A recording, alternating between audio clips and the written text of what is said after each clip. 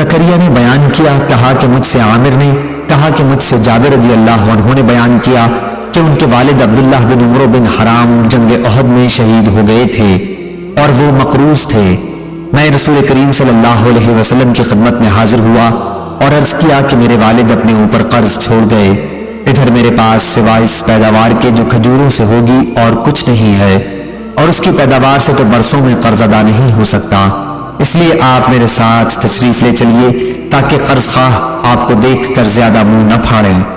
آپ تشریف لائے لیکن وہ نہیں مانے، تو آپ کھجور کے جو ڈھیر لگے ہوئے تھے پہلے ان میں سے ایک کے چاروں طرف چلے اور دعا کی، اسی طرح دوسرے ڈھیر کے بھی، پھر آپ اس پر بیٹھ گئے اور فرمایا کہ کھجوریں نکال کر انہیں دو، چنانچہ سارا قرض ادا ہو گیا اور جتنی کھجوریں قرض میں دی تھیں اتنی ہی بچ بھی گئی۔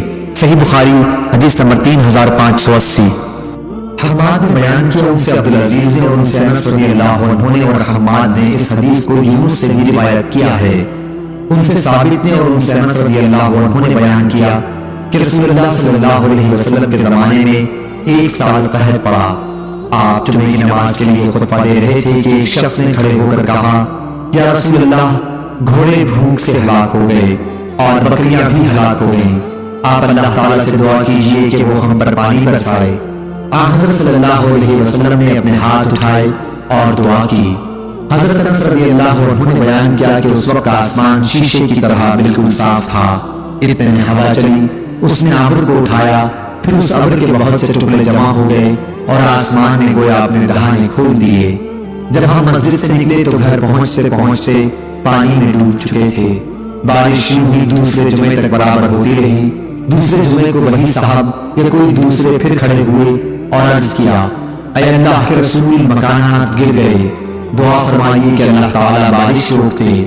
حضرت صلی اللہ علیہ وسلم مسکرائے اور فرمایا، اے اللہ، اب ہمارے چاروں طرف بارش برسا، جہاں اس کی ضرورت ہو، ہم پر نہ برسا۔ حضرت انس رضی اللہ عنہ کہتے ہیں کہ میں نے جو نظر اٹھائی تو دیکھا کہ اسی وقت ابر پھٹ کر مدینے کے ارد گرد سرپیش کی طرح ہو گیا تھا۔ صحیح بخاری حدیث نمبر 3582۔